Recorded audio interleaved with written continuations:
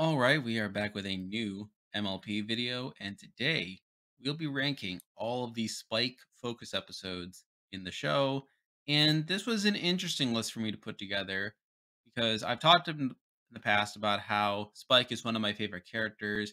He's definitely someone that I support a lot and someone that I tend to feel bad for more often than not. But when it comes to his actual focus episodes, he has a really mixed bag where some of the worst episodes in the entire show are technically Spike episodes. Now, to be fair, I mean, Spike himself is rarely the central problem with those episodes, but the fact that he just gets the short end of the stick over and over when it comes time for his focus episodes is something that I notice, and maybe part of the reason why I feel bad for him more often than not, because even the writers can tend to take him for granted a bit and really drive him through the ringer when whether or not he deserves it is kind of questionable. And even beyond that, like the actual punishment he gets is pretty out of proportion, if you ask me. But we're going to rank all these episodes nonetheless. Now, I've narrowed it down to 18 focus episodes that center around Spike, and I'll be going through them based on how I think of them as episodes. But let's not waste any more time. Let's get right into the list. So, starting off at 18, the worst Spike episode, in my opinion. And I know there's some debate over this, as, again, given the caliber of episodes we're talking about some pretty terrible episodes for this couple batch here. And it was hard to narrow it down, to be honest. Like, I know there are people even now who would disagree with what I'm going to pick here, even if this is a widely hated episode. But I decided that the worst Spike episode is Dragon Quest. And again, I agree with a lot of the complaints here. Now, the strange part of about this episode is that we have what's essentially racism being framed as a toxic masculinity issue. I mean, there's no question that in universe, both the ponies and the dragons are racist against each other, at least in a lot of the earlier seasons. And there's little doubt in my mind that this itself presents an interesting development in the show's universe, even if a lot of it appears to be unintentional on the writer's end. Admittedly, though, I think the writers were at least somewhat aware of the racial implications that this whole situation presents, so they attempted to distract from that by going down this, again, toxic masculinity route. All of a sudden, we hear dragons, an entire species, by the way, being talked about as if they're a college fraternity and Spike has to be initiated. And while I can see the possible motivation for framing the issue this way, I feel like it ultimately makes the episode worse. For one, it muddles the dynamics as the whole race thing can't be avoided no matter what the writers throw at us. It's an entire species, after all, and while we don't see them, we can infer that there are female dragons. And similarly, the ponies, as weak and girly, is undercut by the existence of male ponies, and pretty masculine ones at that. Furthermore, by making it a toxic masculinity issue, you're arguing that dragon culture is inferior to pony culture. And considering the episode opens with the ponies observing the dragon migration as if they were like animals, only furthers the sinister notion that ponies are the only quote unquote civilized species. So overall, there was a lot of confusion over what dragons are and what exactly makes them undesirable. Are they animals or just as sentient as ponies? But more importantly, is the problem simply the dragon's culture and lifestyle choices, or does their status as dragons inherently make them prone to terrible behavior? The episode tries to suggest that all of this is a choice, as Spike chooses to reject the toxic masculinity Garble and company are offering, and he writes in his letter that who he is isn't the same as what he is. The problem, though, is that rather than presenting the choice as simply good or evil, the episode frames the decision as either being like a dragon or being like a pony, which is kind of racist. So, okay, I've probably driven the point into the ground at this point, and I'm sure if you're watching this video, you're probably already aware that this episode is unintentionally racist. But ignoring that, this episode just isn't fun to watch. I mean, watching a bunch of Chads having some soy boy isn't my idea of a good time. Nothing in this episode is really charming or endearing or funny. And even the ponies, Twilight, Rarity, and Rainbow, don't do much for me either, as they spend a good chunk of the episode infantilizing Spike, which isn't particularly great either. Really, this episode has almost nothing to offer. It's not fun to watch on its own, and the broader picture of unintentional racism and the confusing depiction of the dragons is such a major knock for me. I mean, this is one of the worst episodes in the entire show, in my personal opinion. I mean, again, from both these angles that I'm approaching it. And I know I've already gone on too long about it, and I know there are plenty of people that already know all these problems I just mentioned, but it's for those reasons that I have this episode here at number 18. All right, now that I got that ran out of the way, let's move on to number 17. And like Dragon Quest, this is another widely hated episode, another one widely seen as one of the worst episodes in the entire show. And here we have Princess Spike. And again, this is pretty much Spike's I guess I brought this on myself moment. And like a lot of controversial episodes in the show, its issues have already been discussed to great detail by other people, but I'll do my best to sum it up here. Essentially, the issue with the episode is that it tries to teach the lesson of not letting power go to your head. Fair enough. Except it feels scotch taped onto the episode for no real reason. Basically, we have Spike spend a good chunk of the episode trying to do the right thing and fulfilling his duty. And it's only halfway in the episode where Cadence manifests Spike's selfish streak into existence, basically. And yeah, he gets a massage, he gets a portrait done, and he treats himself to a bowl of delicious gemstones. But none of these selfish acts come back to bite him, as you might expect. They're merely perks that he decides to indulge in, which obviously, I mean, is isn't great, but that's not ultimately what drives the issues here. Instead, the things that really go wrong, like the pipe bursting, like water gushing into the hall, and the trees that have the plant that he's allergic to that he sneezes and breaks the statue that the is in the hall, all of that is due to actions he made before he became selfish. Him telling the workers to not trim the trees or fix the water pipe were all done in good faith. Now, you could ask why Cadence didn't tell Spike that those things had to be done, or why Twilight couldn't have been so, put somewhere that was quieter.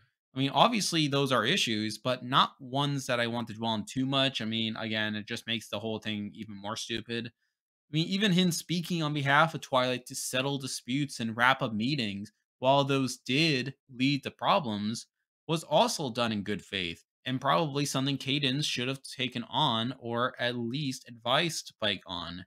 And yet, by the end, the episode expects us to believe that all these issues came about because of selfishness. It's bizarre to say the least. So, yeah, this episode just doesn't work on a fundamental level. I mean, overall issues. I mean, it doesn't have the implications that Dragon Quest has. It doesn't have that same baggage. But the issue is just the story doesn't work on any level. I mean, I haven't even talked about all the other ponies that were selfish or pretty childish with their disputes that Spike had to take care of, or the ponies that were playing cribbage out in the yard. Like, I didn't even talk about them being selfish and then getting off scot free, and of course, the ending where Spike messes everything up again, or I mean, cuts to black beforehand. I mean, none of that's particularly great either. So, like I said, this is just a fundamentally broken episode in my view. Its premise doesn't work, its execution doesn't work, its message doesn't work, and the whole thing just feels like one big way to punish Spike in one way or another. And there's another episode we'll be talking about in a minute that is similar to that, but I figure that this episode was more fundamentally broken in terms of its story and mechanics. That's a big reason that this episode is here at number 17. Now we're moving on to number 16, and we have an episode that's pretty similar to Princess Spike, but as I mentioned, it's a bit more justified, and here we have Just for Sidekicks. Again, another I guess I brought this on myself episode for Spike, where a lot of it is him getting his comeuppance. And a lot of it feels very forced. Like, yeah, it's his fault he took on too many pets for him to control, but do we really need to see him give up all of his gemstones in the process? He's being forced to cough up these things like their currency, even though they were intended to be eaten. It just feels like a way to rub in the fact that Spike did something wrong and he has to pay. On the whole, this episode isn't a lot of fun either. I mean, the only thing even remotely notable about it is that it runs alongside Gaines Ponies Play, which also isn't that good of an episode, but we're not going to be talking about it here.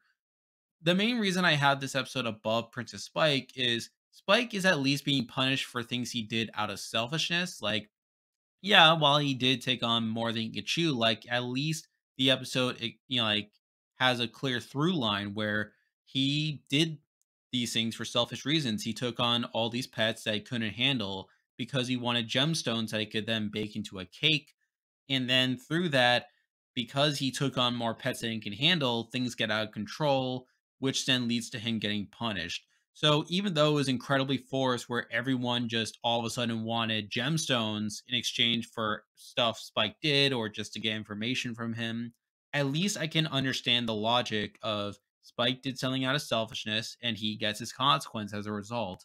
So again, that's more than I can say about them Princess Spike. But at the end of the day, again, it's still incredibly forced and incredibly mean spirited, and it's just not fun to watch. So, because of that, I had this episode here at number 16. Now we're moving on to number 15, and I'm sure some people will be surprised by how high this episode is. I mean, I know this episode has plenty of haters, and I know it's not particularly good either. Like, I'm not a huge fan of this episode, but it at least has some merit going for it. And here we have Father Knows Beast. And again, I know that this is a widely hated episode, and for good reason. I mean, Sludge is a terrible character. And again, he has a pretty bad song too. Like, I mean, some of the lyrics are kind of cringy. And again, he's just a pretty reprehensible person. I mean, it's never explained what he was doing around Ponyville in the first place. Although that doesn't bother me too much. I mean, you got to get the story going somehow. I mean, maybe he was just flying by when he crashed or something. I don't know. But I think this episode suffers on the rewatch. I mean, when you know that Sludge isn't actually Spike's father, it really makes a lot of his actions detestable. I mean, this episode also has a lot of filler with two montages, one showing the main six helping Sludge recover, and another showing Sludge and Spike doing father son stuff, and a musical number that feels longer than normal. There's also the scene where Spike accuses Twilight being jealous, which leads to probably the most bizarre moment in the entire show, where it literally cuts to Twilight being so hurt by this comment that it shows an x ray of her heart literally breaking. I mean, like, ignoring the fact that hearts aren't made of bone, this comes completely out of left field. Like, I have no idea if it was supposed to be taken seriously, if it was supposed to be funny, but it's one of the moments I remember the most from the episode. Like, it's just so random. Like, I don't think it's good or bad. Like I said, just random. And at the end, Sludge just leaves without facing any real consequences for taking advantage of Spike. Now, obviously, this episode is bad. However, I think one saving grace for it is Smolder. I mean, Smolder has several good scenes with Spike, and it felt really nice when she tried to help him deal with Sludge at the end. I think those two have a really good relationship, and in turn, she helped Spike get a better understanding of who he is as a dragon. I mean, obviously, that's more than I can say than Dragon Quest, which kind of implies that dragons are bad and therefore Spike just shouldn't even bother. But here we have Spike actually have a better understanding of what it means to be a dragon, and obviously now with Smolder around, he has a better role model to go off of. So at the end of the day, this episode isn't very good. I mean, Sludge alone makes it so hard to watch. And of course, there's just random stuff involved in it. Although, again, that X-ray scene is kind of so bad it's good.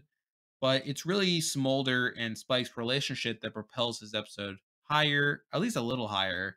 And again, I feel like that alone makes this episode not as bad as the ones we just talked about. So because of that, I had this episode here at number 15.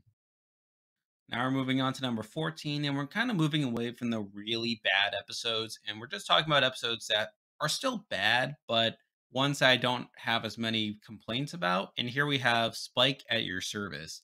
Now, this is a weird episode for me to talk about. I mean, I always think of it as being one of the worst episodes of the show, and it's not good. I mean, it's down here at number 14. But whenever I assess the actual merits of it, I don't think it's the worst thing ever. Now, like I said, it's not a good episode. I mean, the Dragon Code is a pretty stupid concept that was never brought up before, and spoiler, is never brought up again. I mean, even in situations where it would fit, like in Dragon Quest. I mean, Spike spends so much of the episode being stubborn about it, even when Applejack is clearly telling him that she doesn't want help. And it doesn't help that Spike keeps screwing up either, causing more harm than good. Like, obviously, there's a scene of him in the kitchen cooking stuff. Obviously, it goes wrong there. There's also the scene where, obviously, Applejack is trying to set up a situation where she could save Spike's life to call it even. And then he's just stuck a stickler about it to where he figures out that the monster was fake. And obviously, he's like, oh, well, I have to keep on helping you. I mean, so on the whole, this episode is just a slog to get through. I mean, I don't really have as many issues about it as I do with some of the other episodes we were just talking about, but it's just not very fun to watch. And also the fact that the Dragon Code just is never brought up again after that just kind of makes this episode kind of meaningless in this grand scheme of things. It's here at number 14. Now we're moving on to number 13, and we have a pretty similar episode to Spike at Your Service. I mean, it's always an episode I think of as being terrible, but when it comes time to actually assess the merits, it's not as bad. And here we have Owl's Well That Ends Well. Like I said, not the worst episode in the show, but also not a very good one either. I mean, so much of it focuses on the master servant dynamic between Twilight and Spike, which was always my least favorite aspect of their relationship. I mean, I always enjoyed it more when it was either like a mother daughter thing or even more so as a brother sister type of thing. But this episode really zeroes in on this master servant thing while only going more towards the family aspect towards the end, which isn't particularly great. And the episode opens with Twilight calling him her number one assistant. And the fact that so much of the conflict in this episode stems from Spike basing his identity around that label and the expectations that come with it just doesn't sit right with me.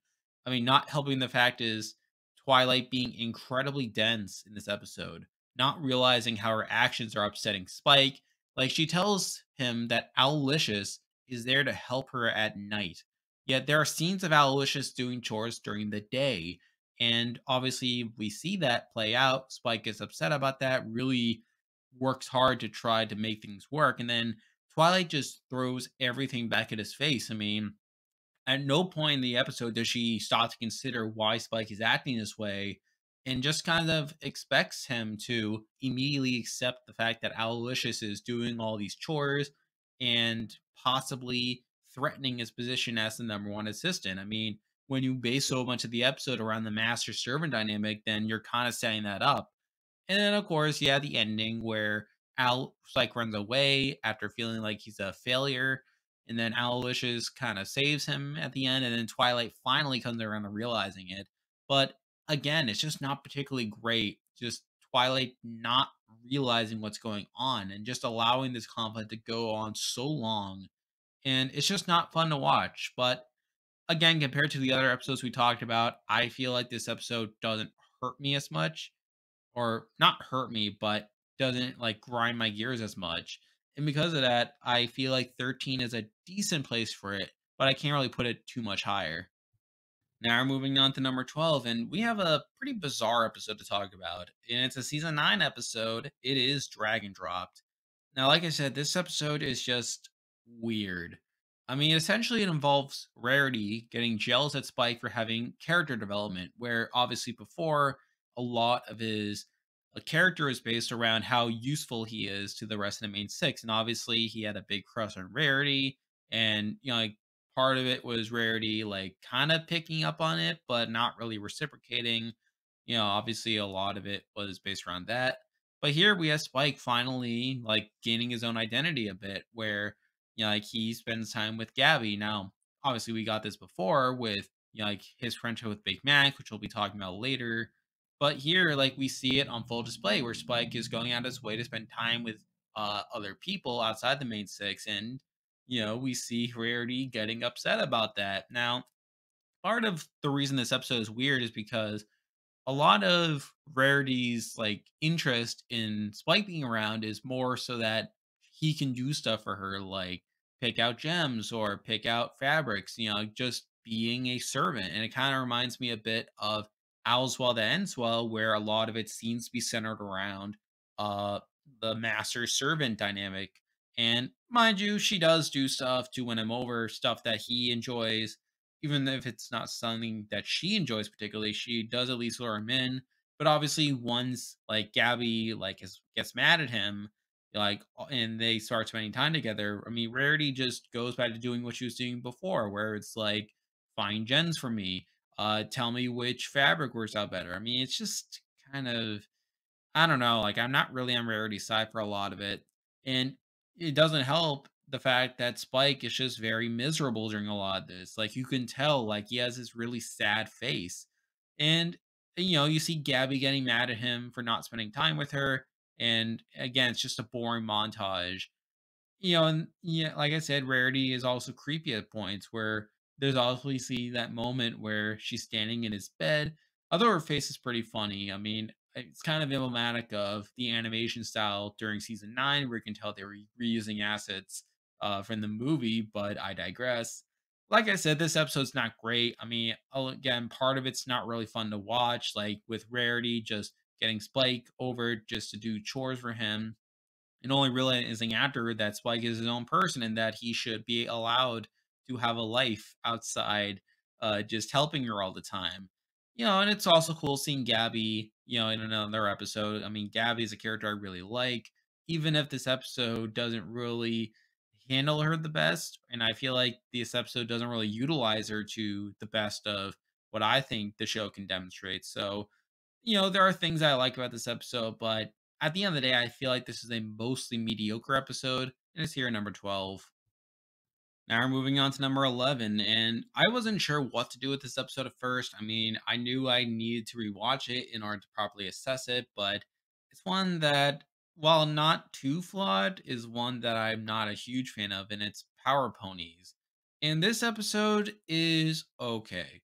Like, I'm not a huge fan of the superhero genre anyway, but it tells an alright story. I mean, Maniac is pretty heavy handed in calling Humdrum useless.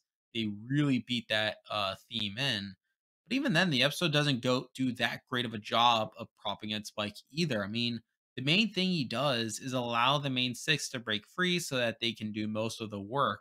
And I think the episode acknowledges that as well, where at the end, it almost seems like it intentionally forgets its own lesson. I mean, where obviously we see the girls run off after reading the comic, and Spike is like, hey, wait for me. So it was kind of weird in that respect. At the end of the day, this again, it's just an all right episode, not really my thing. And I feel like even beyond that, like it doesn't really do itself a ton of favors. But at the end of the day, I feel like it doesn't have that many egregious problems. And because of that, it's here at number 11. Now we're moving on to number 10, and we have an episode that's jumped up a bit. I mean, I feel like my opinion of this episode is still largely the same as it was before. It's just the fact that when you're comparing it to all these other episodes that are just bad, I feel like Secret of My Excess isn't as bad as I thought it would be. I mean, it's not great. I mean, the idea that dragons are genetically predisposed towards greed is pretty unsettling. I mean, but on the whole, this is a fine episode. There's an oddly sickening feeling from Spike being showered with gifts on his birthday, followed by him approaching other people and asking for gifts. I mean, this is coming from me. I mean, someone that's greatly uncomfortable at receiving unearned gifts and attention myself. Again, I realize that's probably just me, but I feel like that's also probably what they were going for here, where Spike can like starts off pretty innocently, like just being happy to have some appreciation, but then obviously that kind of grows. I mean, I feel like I can give this episode more credit for showing Spike's progression from being someone that does the right thing to someone who starts getting hungry for attention and through that obviously becomes a bit of a monster.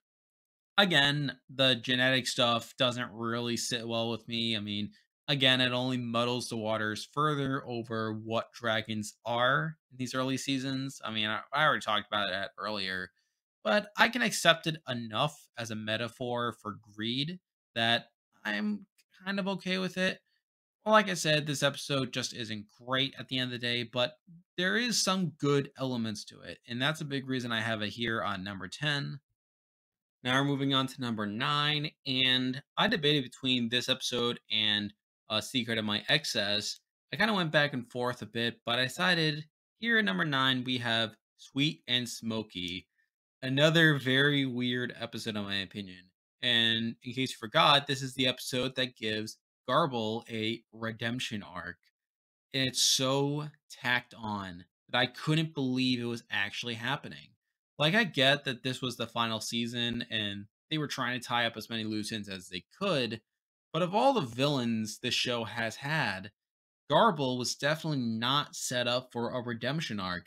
This is the same character that wanted to become Dragon Lord so he could invade Equestria. Garble was clearly meant to embody everything wrong with dragon culture. There was not one moment across his multiple appearances, going back to season 2, mind you, that gave any hint of or foreshadowing to him having this softer side. And yet this episode goes all in on that, but not before dedicating the first half to him once again tormenting Spike and again not giving much foreshadowing. And then once we see his weird beat poetry habit, it goes all in on that.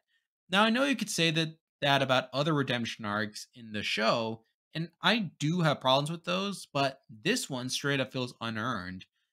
Again, I could take it or leave the fact that it's in the final season. Like, that's partly what softens the blow here, but I feel like this is probably the worst redemption arc in MLP, and this is coming from a show that has a reputation for having unearned redemption arcs. But the reason I have this episode higher than a lot of the other ones we just talked about is, well, one, competition. I mean, compared to Dragon Quest, I mean, this episode doesn't really do much harm. But also, if we're taking out the Garble redemption arc, I mean, the rest of the episode's fine. I mean, Spike gets to spend more time with Ember. We get Twilight and Fluttershy along the way. I mean, Fluttershy in particular is pretty interesting to watch. I mean, you have Smolder like getting sent there to do like a friendship report. I mean, again, it furthers things that I like about the show, like with Ember and Smolder and Spike, which obviously elevates this episode to an extent. But man, that's Garble redemption arc is just not handled well. I mean, not only does it come out of nowhere, but the way in which the climax of the episode plays out isn't great either. I forgot to mention that, where the way they solve the conflict is Garble indulges in his weird habit to the point where the uncultured dragon chads uh breathe fire on the eggs, which causes them to hatch. Like, they're kind of humiliating him, but Garble kind of has to learn to not really let it get to him. And it's only afterwards that Ember throws in this tacked on speech about how Garble saved the day and how they should accept him, even though it was their humiliation that allowed them to save the day here by allowing the eggs to hatch. So, the way Garble's redemption arc is handled isn't great at all, but it's just that the rest of the episode is good enough to elevate it to number 9. Now we're moving on to number 8, and we have an all right episode, in my opinion. I mean, not great. I mean, I know there are plenty of people that are relatively low on this one, but here at number 8, we have Inspiration Manifestation. And whenever I think of this episode, I like to think of it as like a role reversal of Secret of My Excess, and that Rarity gets consumed by greed, and Spike is the one that needs to bring her back down. Obviously, this episode doesn't have the racial underbelly that Secret of My Excess had, but even then, it's not a clean parallel. I mean, rather than centering on Rarity's inability to see past her gaudy taste, a lot of it centers on Spike being unable to open his pie hole. Now, I was tempted to put this episode lower on the list as the message is a bit cliche, and I don't think it was the most interesting approach to take with this premise. But the main reason I don't have it lower is, again, the rest of the field is so bad. I mean, like I said, I don't love this episode. I don't love the fact that so much of it is about Aloysius kind of being the on the higher moral ground and telling Spike that he needs to tell Rarity that her taste in creative stuff kind of sucks, but again, like, compared to the rest of the field, it's just not as bad. And so because of that, I had this episode here at number 8. Now we're moving on to number 7, and straight up, I was expecting this episode to be lower on the list. I mean, It's not an episode that I look at as being particularly great. However, for one, again, competition, but also I think there's at least some merit to this episode that keeps it a bit higher. Here at number 7, we have Triple Threat. Now, like Dragon Quest, this episode gets itself into some touchy territory with Spike assuming that Ember and Thorax can't possibly get along simply because they're different species.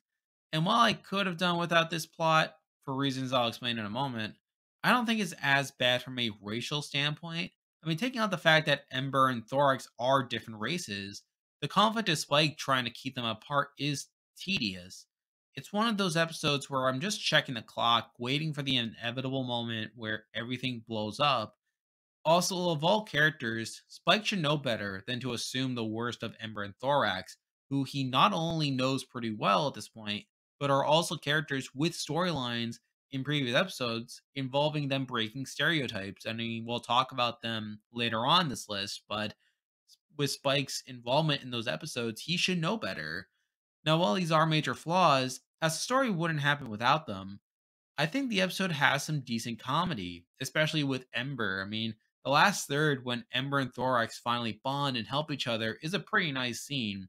And the moment where they confront Spike is very funny, like when Ember tries to tell Spike that she's mad and she just struggles a lot with it, where she's trying to force it out of herself, and then Thorax just gets a bit more assertive, and Spike's like, "Whoa!" Like it's almost as if they've already forgiven Spike, in that they just wanted to show him that they've learned some stuff through from each other to the point where Spike shouldn't assume that they're not going to get along, which he should have already known from these previous episodes. But whatever. So while this episode has a pretty flawed concept, I think it executes it pretty well, more than I thought that it would at the outset. And also that scene where Ember and Thorax are able to talk to each other and really connect is at least something this episode has. Definitely more than I can say for a lot of the other episodes we talked about in this list. So because of that, I have this here at number 7. Now we're moving on to number 6, and I didn't know what to do with this one. I mean, it's sort of crazy that I have it as high as number 6. It feels a little high, but at the end of the day, again, considering the competition, I feel like Equestria Games should be a number 6. Now, again, the episode itself was just kind of okay. I mean, I think myself and a lot of other people expected something more, with at least 3 episodes of build-up across 2 different seasons. You'd think there'd be more payoff here, and it does, but probably not as much as I hoped. The actual games didn't get that much focus, which most of the screen time going to Spike, which was a bit of a letdown. As much as I love Twilight's Kingdom, I feel like it would have worked better for the games arc if it was incorporated into the finale. But with that said, I don't think this episode is bad. I mean, watching Spike deal with his popularity in the Crystal Empire and embarrassing himself is pretty compelling.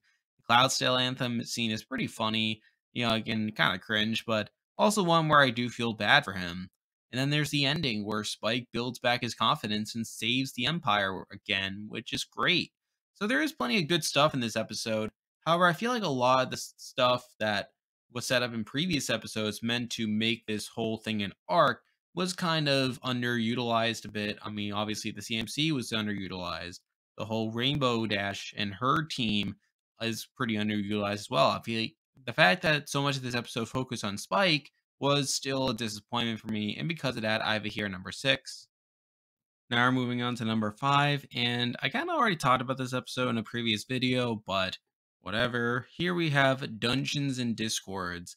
I know I already talked about this one in my Discord episode ranking, and this is technically a Spike episode, so I have to talk about it a little bit. I'll try not to beat it down too much. I mean, I don't have too much to say anyway, but it's just an all right episode in my opinion. I mean, like I said, I kind of find Discord annoying in it, although it's not as bad as in a lot of his other episodes. And then of course there's Spike. Now, obviously, this episode really expands upon Spike's relationship with Big Mac, which is something, I guess. I mean, I kind of like it. It sort of gives Spike something to do outside of being part of the main 6, which in turn makes him a bit less pitiable, as he's not just the, like, I guess 7th or 8th person in the main cast at this point. So like he at least has something more to do. And obviously we see them playing this game.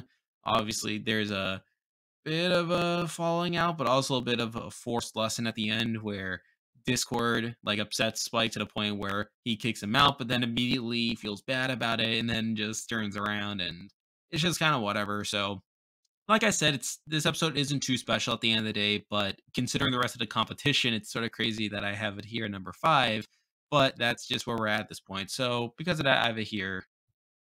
Now we're moving on to number 4, and I feel like from this point on the list, I feel like the rest of these episodes are genuinely good. But obviously at number 4, we have the episode that I think has the I don't know, episode that I think is probably just the least interesting overall. And here we have the times they are a changeling. Obviously, this is the introduction of Thorax and sort of the setup to the arc we'll be getting at the end of the season, where obviously the changelings are largely reformed and their society kind of like comes back together. Mind you, I think it's sort of weird how Spike gets so much focus in this episode of him being the one to communicate the message, only for him to have virtually no role in the season finale to wear him back again. But that's obviously another issue for another day. But the episode itself is pretty good. I mean, obviously, you have the side plot of Starlight wondering what there is to learn.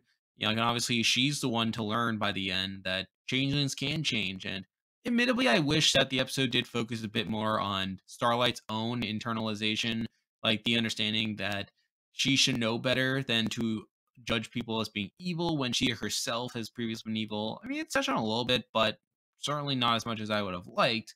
But obviously, the main focus of this episode is on Spike and him sort of learning to befriend Thorax.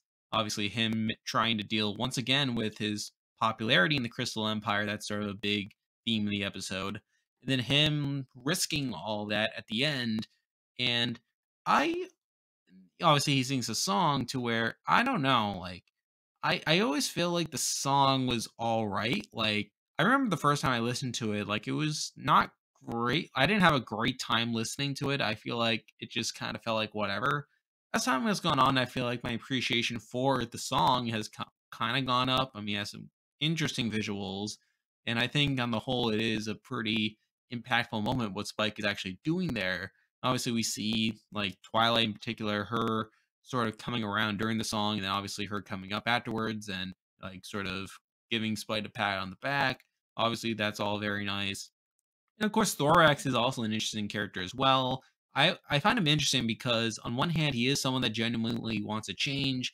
He's someone that really wants to be a better person and not lean into his instincts as much. But on the other hand, we kind of have this genetic predisposition happening with changelings, where obviously his main thing is he's sort of bound by his biology of wanting love and needing love to survive, and obviously that results in him like involuntarily like hissing and accidentally turning back into his changeling form after seeing Flurry Heart. So obviously those are all things that I find interesting, the fact that he's battling his genetic instincts so much despite really wanting to change. Now obviously by the end of the season we see the changelings genuinely reform on a broader scale to where they no longer require love on a biological level.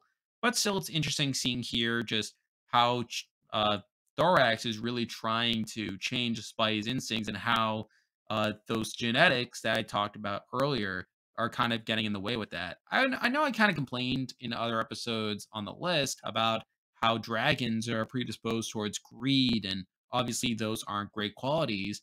But I feel like here in this episode, it kind of works with the changelings, where on one hand, like Dorax is trying to change, but on the other hand, like his body just is just giving people reason to not really trust him and really worry that he'll like revert back to his natural instinct. So I think the episode does handle that a bit better.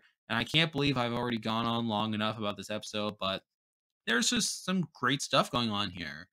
Well, with that said, I feel like the 3 episodes we'll be talking about are better as Spike episodes. So because of that, I have it here at number 4.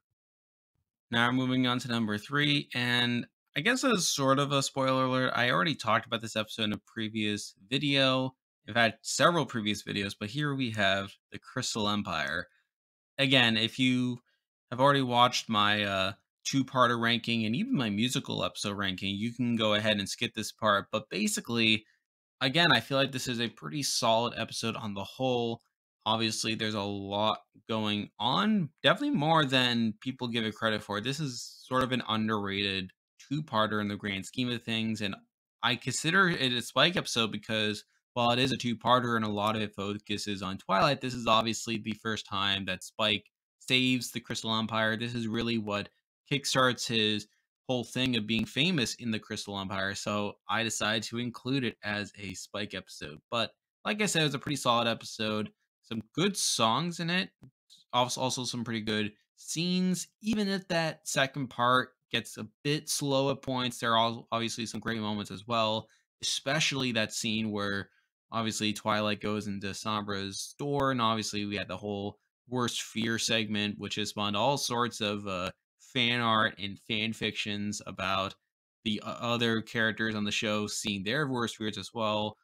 Got a lot of great stuff. I mean, and I actually considered putting this one a little higher, but I feel like number three is about as high as I can put it. It's here at number three. Now we're moving on to number two, and I had a debate with this one. I mean, obviously, with the times they are a Changeling and the Crystal Empire, those are all pretty solid episodes. I considered putting this one below those ones, but I feel like the more I think about it, I feel like Molt Down is a pretty solid episode, in my opinion. Obviously, this is the episode where Spike gets his wings, and again, I feel like what really makes this episode for me is the fact that so much of it focuses on Spike like learning more about his identity as a dragon. But what separates it from earlier episodes in the show that attempt to do the same thing, obviously now it's from a more, I guess, mature perspective, or at least a better perspective, where Spike doesn't see s- something inherently wrong with his identity as a dragon. Like it's not sort of this representation of toxic masculinity, and it's not also a source of greed or something like that. It's genuinely something different from ponies, and it's different, but not necessarily worse than being a pony. I guess that's something that I really appreciate about that. And I think what really helps now is obviously the fact that Smolder is in the picture, obviously by season 8. And Smolder is one of my favorite characters within the Creature Six. And through that, she builds this really good relationship with Spike. And obviously, she becomes a bit of a role model for Spike, sort of helping him out to learn more about what it actually means to be a dragon outside the context of like pony culture. And again, that really comes out in this episode where obviously Spike doesn't entirely know what's going on with him and spends a lot of the episode feeling ashamed about this whole process of molting. And Smolder's there to help him out. And by the end, he's able to open up more to Rarity and Twilight about what he's going through. And obviously, he gets his wings by the end of it, sort of showing a sign of him growing up, getting a bit older. And I just like this episode on the whole. It's a pretty solid story, like pretty solid like relationship building between Spike and Smolder. And I feel like the way it handles Spike's identity as a dragon is so like it's handled a lot better than earlier episodes that tried to deal with the same issue. But with that said, I feel like there's one other episode that I feel like tops it. So because of that, I have it here at number two. And now, at number one, the best Spike episode for me is Gauntlet of Fire. And I mean, what is there to say? I mean, this is a pretty well rounded episode on the whole. Obviously, so much of it centers around this like competition to get the staff and become the next Dragon Lord. We obviously get introduced to Ember in this episode, and Ember is just a great character in the whole. We see Spike getting involved with this largely to avoid the prospect of Garble getting the staff and like being this tyrannical leader that wants to declare war on Equestria. Obviously, some good stuff there. We get some good interactions with Spike and Garble, and obviously with him meeting Ember and building a good relationship with her.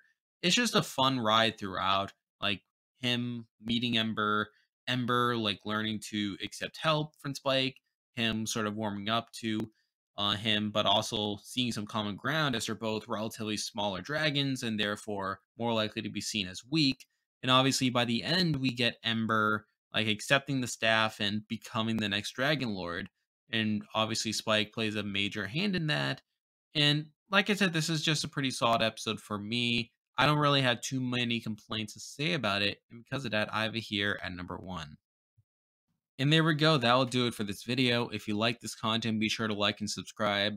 I want to continue making MLP videos moving forward, especially episode rankings. Like it's part of my goal on this channel to eventually rank every single episode of the show. It's something that I really wanted to do for a while. Now, I do have a couple other smaller videos planned moving forward. Like next up, I am planning to do a CMC episode ranking. After that, I might do a Creature 6 ranking. I haven't fully decided on that yet. And then I think moving forward, I definitely want to start ranking every episode from each season, building my way up to doing a full blown episode ranking moving forward. Stay tuned for that. I also have other videos from other shows moving forward, like Total Drama, Owl House. And again, I want to work in other shows as well, like Star versus Steven Universe, maybe Gravity Falls. Stay tuned for that. But for now, that is the video. See ya.